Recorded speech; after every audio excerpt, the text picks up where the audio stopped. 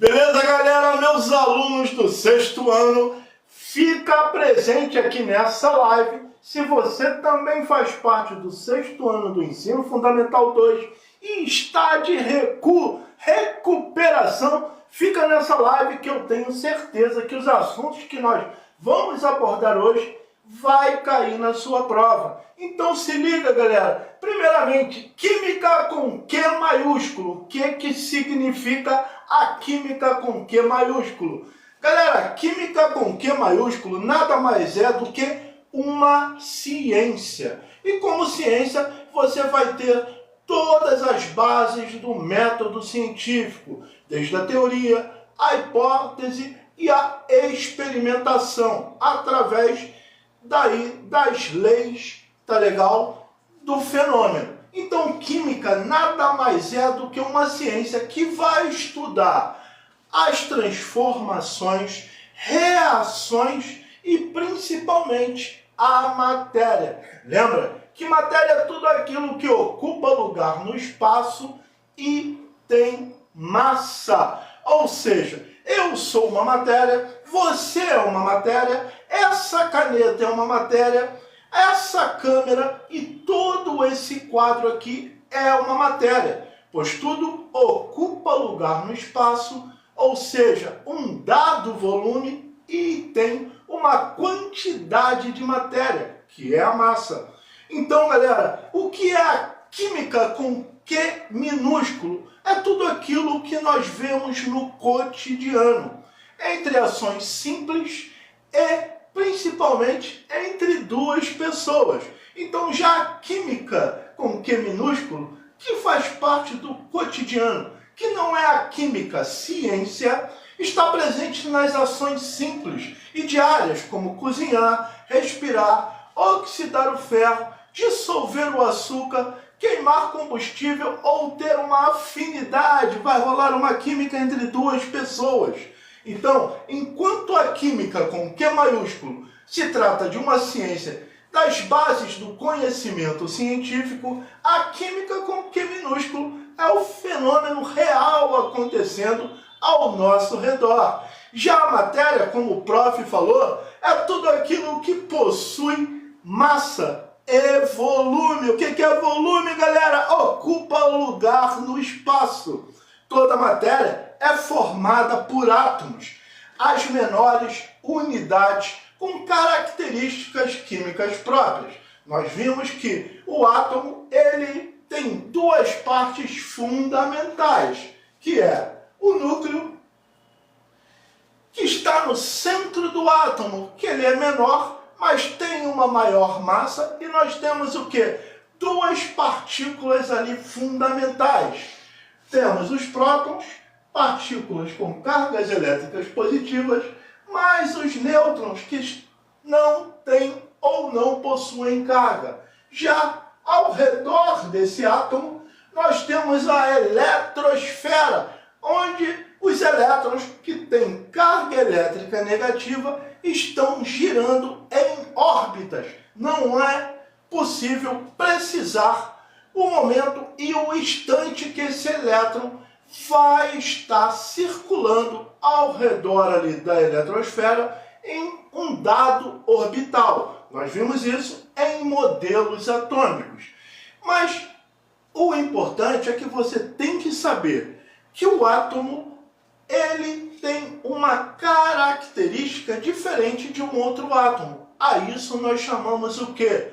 De elemento químico. O elemento químico nada mais é do que um determinado átomo que tem uma característica em comum, o seu número de prótons, o chamado número atômico.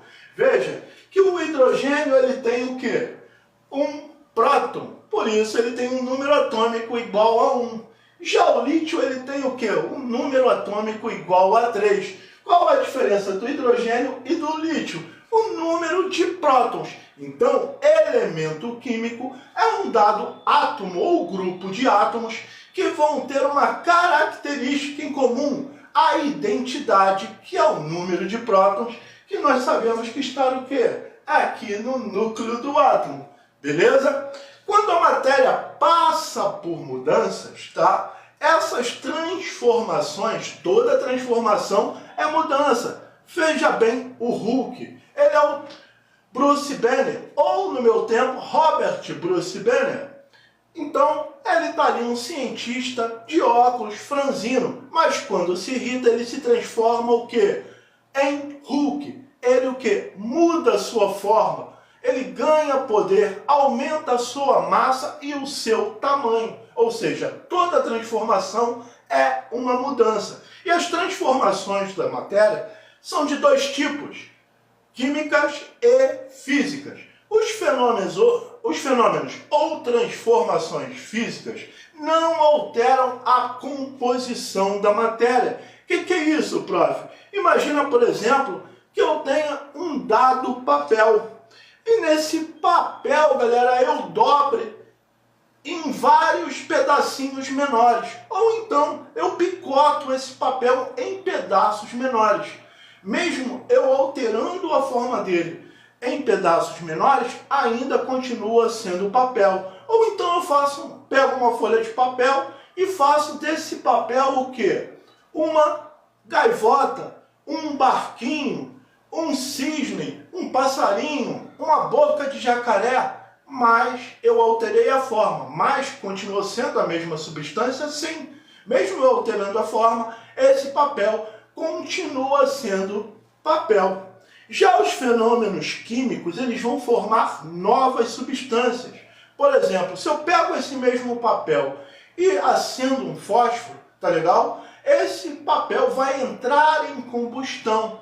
E através do comburente, que é o oxigênio, ele pega fogo e vai se transformar o quê? Em um gás, aquela fumacinha que sai. Se ele tem uma combustão completa, é o dióxido de carbono, se não é o monóxido de carbono, muito perigoso para nós, e mais o vapor d'água e a fuligem. Então, galera, exemplos de transformações físicas.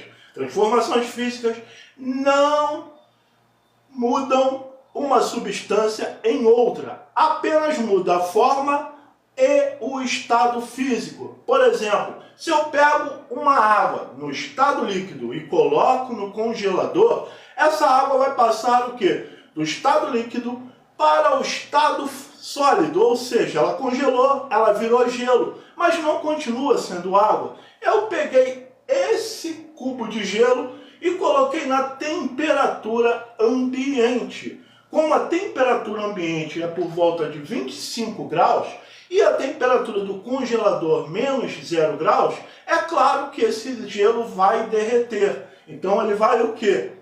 Vai passar do estado sólido para o estado líquido, mas não continua sendo água. Sim, mudou de substância, se transformou de uma substância para outra. Não. Então a mudança de estado físico, seja ela do líquido para o sólido, do sólido para o líquido, do líquido para o vapor, do líquido para o sólido, é mudança de estado. Toda mudança de estado é transformação física. Transformação química, galera, é o quê? Quando uma substância se transforma em outra. Como eu disse, dei um exemplo da combustão. Quando você tem uma mudança de coloração, peguei lá uma substância A, uma substância B, coloquei num recipiente, misturei, vi que houve uma mudança de coloração, essas duas substâncias reagiram e formaram uma outra. Por exemplo, se eu tenho uma mistura de substâncias e nessa mistura, nessa reação, vai precipitar um sólido no fundo, também é uma indicação que houve uma nova substância formada, transformação química. Se eu tenho, por exemplo, ali, coloco um líquido e depois eu coloco, por exemplo, um comprimido de Sonrisal. Você vê que esse Sonrisal ou uma vitamina C começa a efervescer. E você veja que ali vai começar a soltar o quê? Algumas bolinhas, ou seja, vai soltar um gás. Toda vez que eu tenho numa reação entre substâncias que vai ter uma liberação de um gás, também é um indício o quê? De transformação química. Galera, nos seres vivos, a unidade fundamental é a célula. Nós vimos o que no nosso curso aqui de ciência, que para ser considerado um organismo, um ser vivo, ele tem que possuir o quê? Pelo menos uma única célula. E aí nós vimos, por exemplo, daqueles caras chamados vírus, que não possuem célula. Então, para a maioria dos biólogos, eles são o quê?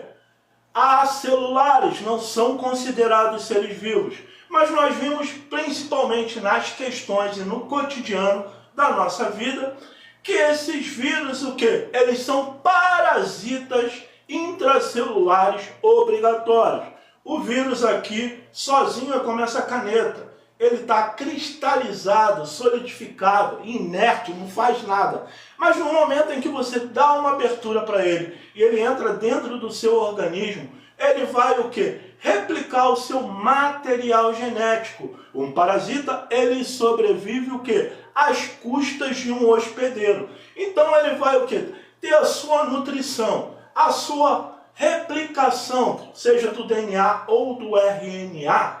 Tá? Nós vimos aqui que os vírus podem ser adenovírus ou retrovírus, tá? E outras espécies, outros tipos de vírus, tá legal? O que nós vimos é o quê? Que dentro de você ele vai replicar, se reproduzir e também o quê?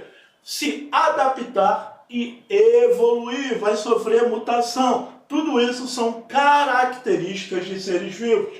Exemplo também é quando todo ano nós temos que tomar o quê? A vacina do H1N1. Todo ano surge o quê? Uma nova variante, uma nova mutação desse vírus. E para que nós possamos estar imunes a todas as cepas, a todas as modificações desse vírus, tá legal? Nós temos todo ano que tomar essa vacina, porque se não tomarmos, tá legal? É um problema sério. Nós vimos que vacinas, tá? São estímulos, tá? Que vão o quê? Fazer com que o nosso corpo produza anticorpos, memória imunológica contra esses agentes, para que o nosso corpo seja protegido o quê? Por uma longa duração. Então, nós vimos que vacinas podem ser vírus ou bactérias mortos ou atenuados, bem fraquinho ali. Se você joga ali um RPG, esse vírus, essa bactéria é level 1, não faz nada, mas ele estimula o seu organismo a produzir anticorpos. Então, por isso, você pode ter alguns sintomas leves. Nada muito sério. Ah, prof, eu tomei a vacina do H1N1 do Covid e fiquei gripado. Beleza! Sinal que ela está funcionando. Estimulou o seu organismo a criar memória imunológica. Quando esse vírus chegar próximo a você, tá legal? Te atingir, não vai te acontecer nada. O máximo que pode ter alguns sintomas leves, mas nada muito sério que pode te causar problemas graves e até o óbito. Beleza? Então, tem uma campanha de vacina, já toma aí. E você que está chegando aí na nossa live, galera, já curte, já se inscreve e também segue o professor Flávio Jones, o brabão da Química e da Biologia. Já dê seu joinha, já dê seu presente e fica comigo. Então nós vimos o quê? Que para ser um determinado organismo ser considerado um ser vivo, ele tem que possuir pelo menos uma única célula. E célula, galera, é a unidade fundamental de todo o organismo. É na célula, tá? Nessa pequena estrutura que vai acontecer todas as reações metabólicas. O que é isso, prof? Todas as reações químicas que vai administrar, que vai garantir todas as nossas funções vitais, como por exemplo eu estar respirando aqui, dando essa aula top, de qualidade, massa e totalmente gratuita para você.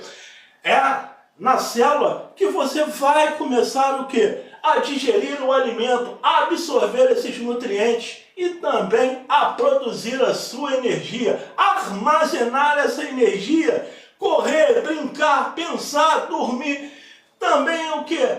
Fabricar, metabolizar os seus hormônios em gradiente normal para que todas as suas funções estejam normais, tudo funcionando direitinho, nada faltando, nada sobrando. Isso é que tem que ser. Galera, então nós vimos o quê? Que existem dois tipos principais de células. E quais são as estruturas que estão presentes em todos os tipos celulares, os procariontes e os eucariontes?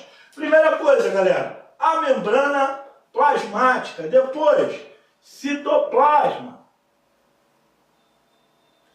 DNA, material genético, e por último, ribossomos, síntese de proteínas.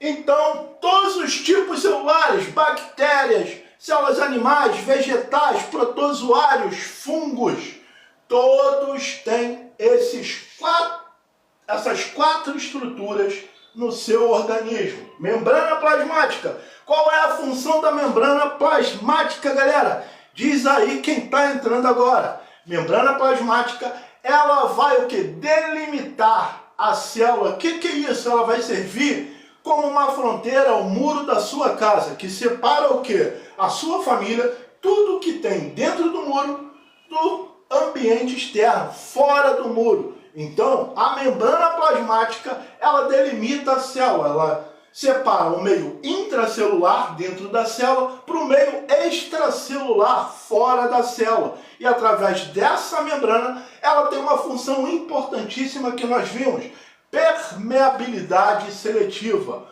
É como você, lá no seu portão, só entra dentro da sua casa quem você permite, quem você gosta, quem você conhece. Se alguém toca e você não conhece, tu deixa tocar e deixa lá do lado de fora. A membrana plasmática é isso. Ela seleciona as substâncias, tá legal? Que entram e que saem da célula. Então, os dois tipos principais, galera, é o que? Os procariontes. Os procariontes, eles não possuem núcleo verdadeiro. Ou seja, o seu material genético, o DNA, ele fica ali solto no citoplasma, numa região chamada nucleóide, como nós estudamos antes.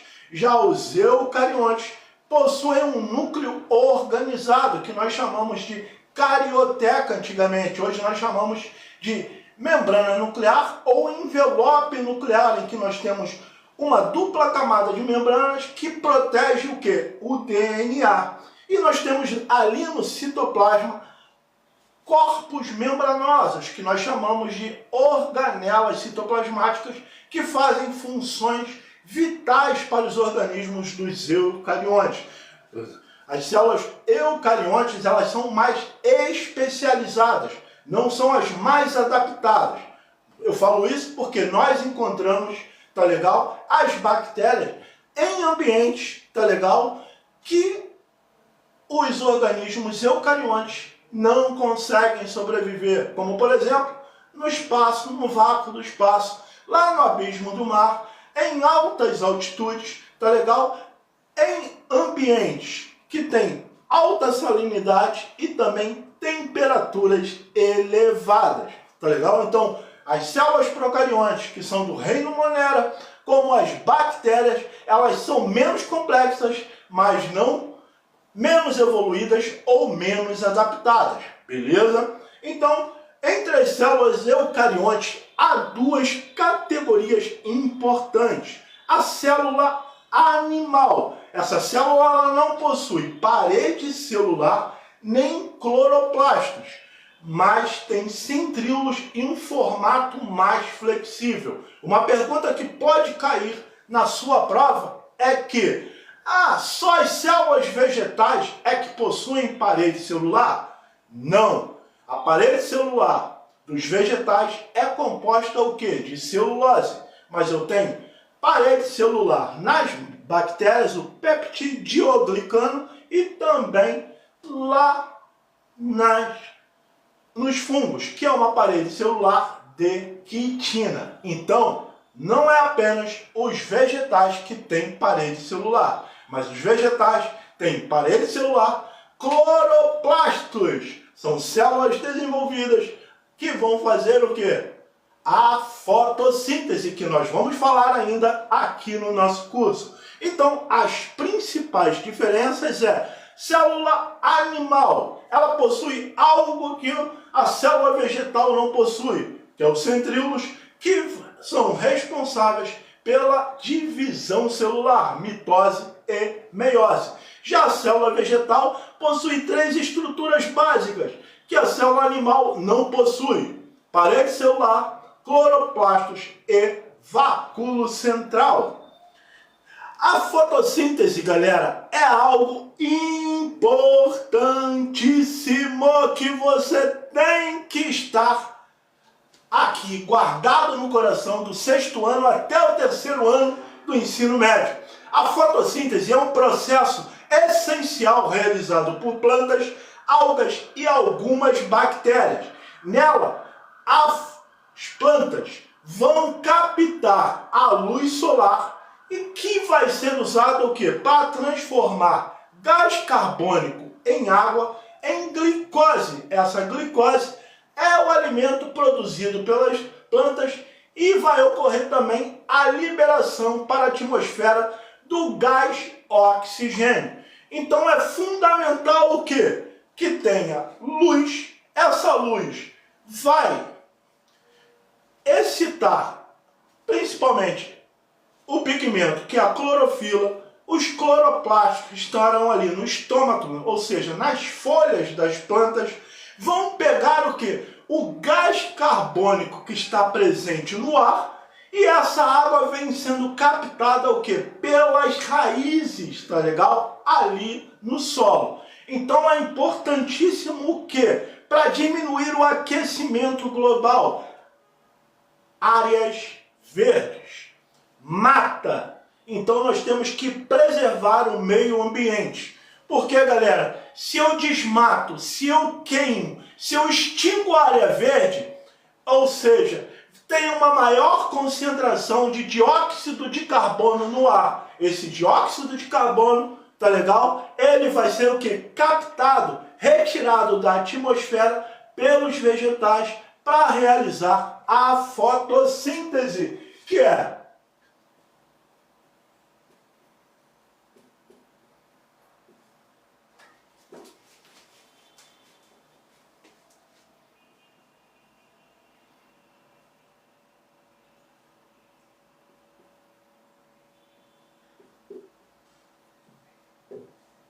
essa reação você tem que guardar no coração. 6 moléculas de dióxido de carbono mais 6 moléculas de água aqui. Luz, que vai produzir o quê? Liberar 6 moléculas de oxigênio para a atmosfera, que é o ar que a maioria dos seres vivos usam para a sua respiração, mais a glicose. Essa glicose é o açúcar, o carboidrato produzido pelas plantas. Com isso, as plantas são chamadas o quê? De produtores na cadeia alimentar, pois a partir daqui, toda a cadeia energética e alimentar vem o quê? Através dos produtores, que são as plantas e os vegetais, tá legal? E também são animais o quê? Autótrofos, que produzem o seu próprio alimento. Então, galera, a fotossíntese é fundamental para a vida, porque produz alimento para escoar toda a cadeia alimentar. E nós vimos, por exemplo, que se uma planta tem 1000 calorias, aí eu tenho o boi, que come, por exemplo, a planta, uma gramínea, ele vai no seu saldo energético só 100 calorias, e o homem que come esse boi, ele vai ter o quê? 100, 10 calorias. Então, de um nível trófico para outro, aqui eu tenho produtor, consumidor primário e o homem o consumidor secundário. Então, o saldo energético de um nível para outro, tá legal? É de apenas 10%. Então, toda a vida, tá legal? É através e gerado dessa cadeia energética do alimento que são as plantas.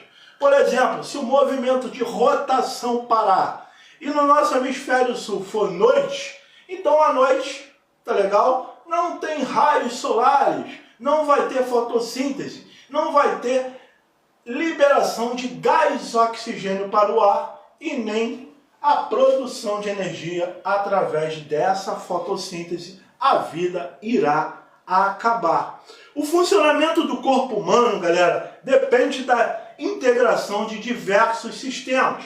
Nós falamos primeiramente sobre o sistema nervoso, que é o sistema que controla as ações voluntárias e involuntárias, como pensar, perceber estímulos. Por exemplo, eu percebi esse estímulo, tá? Se vem até a mim, eu requerei, isso é um estímulo. Se eu vejo uma área quente e aí eu tiro a minha mão para eu não me queimar, isso é um estímulo. Se eu sinto um cheiro, isso é um estímulo. Se eu vejo alguém que agrada aos meus olhos, isso também é um estímulo. Então, todo esse estímulo vai ser o quê? Enviado por sinais para o meu cérebro, que vai interpretar e vai o quê?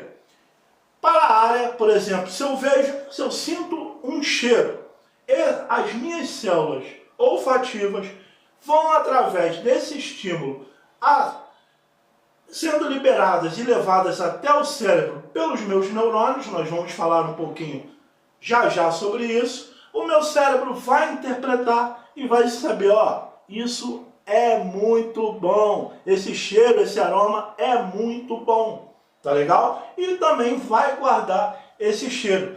Logo depois, quando eu sentir esse cheiro, ó, eu sei que esse cheiro é bom, é de comida, me fez ficar com fome, eu já quero comer. Então, galera, estímulos são isso. A célula principal do sistema nervoso é o neurônio, que vai ser responsável pela condução dos impulsos nervosos. Os neurônios são células especializadas na comunicação rápida. Eles possuem 3 partes principais, como nós vimos. Os dendritos, que recebem sinais, esses estímulos e informações de outros neurônios. Tem o corpo celular, que processa, pega esse sinal, processa, poxa, esse sinal é isso. Interpreta, integra os sinais recebidos através dos neurônios. O axônio, que envia um impulso nervoso para outros neurônios, músculos ou glândulas. Então é como, por exemplo, se fosse uma corrente e os neurônios fossem um elo de cada corrente, que vão o quê? Transmitir esses impulsos até o cérebro, e o cérebro vai enviar de volta, tá legal? Interpretando e comandando e coordenando as ações, sejam elas voluntárias ou involuntárias. Esse conjunto, galera, cria redes complexas que permitem sentir, reagir, aprender e memorizar. Tá gostando? Já deu seu like aí, já manda lá um sinalzinho, um zap para o seu colega. Aqui tá tendo recuperação do 6º ano do ensino fundamental. Então, galera, o sistema sensorial é integrado totalmente ao sistema nervoso. Vai captar informações do ambiente por meio dos sentidos: visão, audição, paladar, tato e olfato. O olfato sente cheiros e aromas, o paladar identifica sabores, juntos formam a percepção completa dos alimentos. Nós falamos aqui também no TikTok, YouTube, Instagram, que o sistema do paladar mais o do olfato, eles estão unidos nisso, eles caminham juntos. Tá com dúvida como é o funcionamento e a integração desses dois sistemas? Já procura aqui no nosso perfil, no nosso canal, que você vai ver vídeos sobre esse assunto. Já, galera, o sistema muscular permite a movimentação do corpo graças à contração e ao relaxamento dos músculos. Ele trabalha em conjunto com o sistema esquelético, que dá sustentação ao corpo, protege órgãos vitais, como o coração, tá vendo aqui, ó? Minha caixa torácica, protege o meu coração, meu pulmão, tá legal? Como o crânio também, que protege o meu cérebro. E as costelas, que como eu falei, que protege o meu coração e pulmão e possibilita também a sustentação, eu ficar em pé, eu ando para lá, ando para cá, eu danço e também a minha locomoção e coordenação. Para completar a compreensão desse mundo natural, que é o sistema que nós estudamos nesse ano, também vamos falar um pouquinho sobre os fenômenos da Terra, como o movimento de rotação em que o planeta gira em torno do seu próprio eixo, aproximadamente a cada 24 horas. Esse movimento causa alternância do dia e da noite, organizando ritmos biológicos e atividades humanas. Unindo todos esses conteúdos, matéria, transformação, células, sistema do corpo, neurônios, fotossíntese e movimentos da Terra, como a translação, em que o nosso planeta Terra, ele gira em torno do Sol, num movimento que dura aproximadamente 365 dias e 4 horas. Desculpe, 365 dias e 6 horas. Então, a cada 4 anos, nós temos o ano bissexto com 366 dias. Isso vai causar as estações do ano: primavera, verão, outono e inverno. Então, galera, vamos principalmente agora para as nossas perguntinhas. O que diferencia fenômenos físicos dos fenômenos químicos?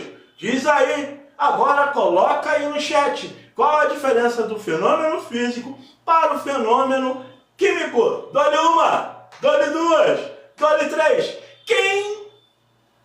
Qual desses fenômenos altera a substância? Ou seja, eu tenho uma substância A e depois vou ter uma substância B.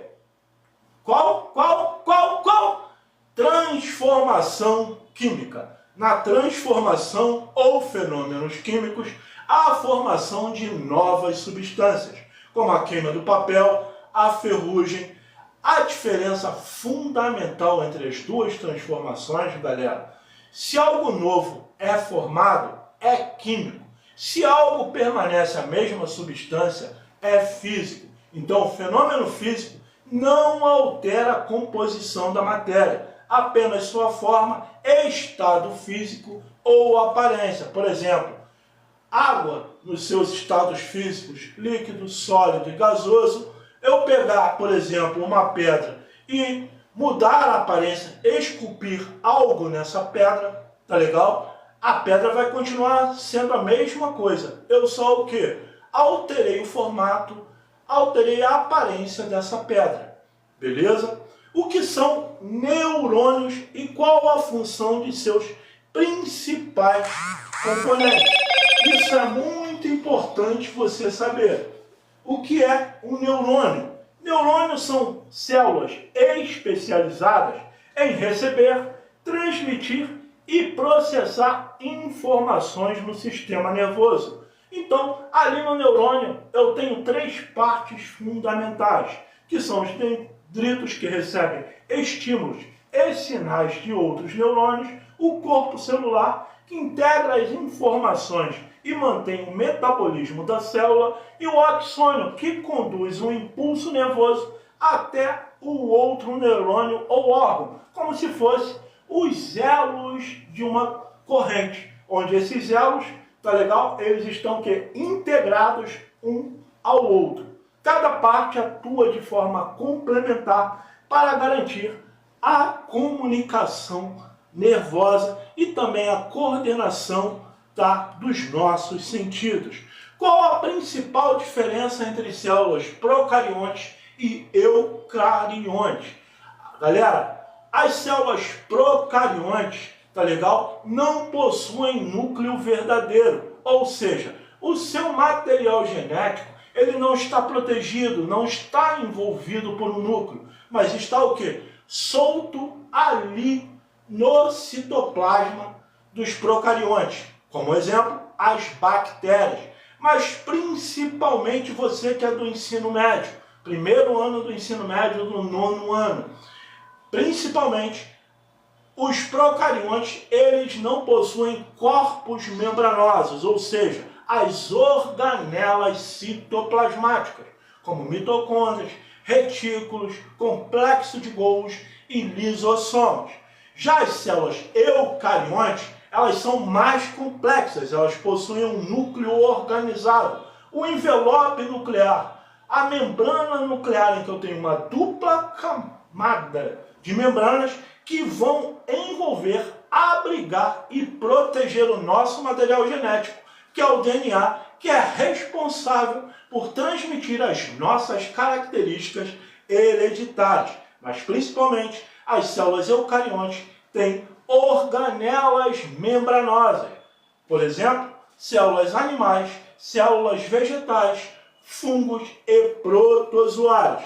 A presença ou ausência do núcleo é um ponto-chave que você precisa saber. Então, não tendo núcleo, procariontes, bactérias. Tendo núcleo, protegendo o material genético, é eucariontes. Quem são os eucariontes? Fungos, bactérias, animais e vegetais. Qual a diferença fundamental entre células animais e vegetais? Ambas são eucariontes, mas as células vegetais possuem 3 estruturas que as células animais não possuem. Parede celular, lembrando que não apenas os vegetais têm parede celular, mas fungos e bactérias também possuem parede celular. A constituição que é diferente. Aqui nos vegetais, a parede celular é de celulose. Possuem também cloroplastos, onde ocorre a fotossíntese, e um vacúolo central grande. Já as células animais não têm parede celular nem cloroplastos, ou seja, animais não fazem fotossíntese. Possuem vacúolos menores, mas principalmente uma coisinha: a célula animal possui centríolos, que são responsáveis pela divisão celular, mitose e meiose. Qual é a importância da fotossíntese para a vida na Terra?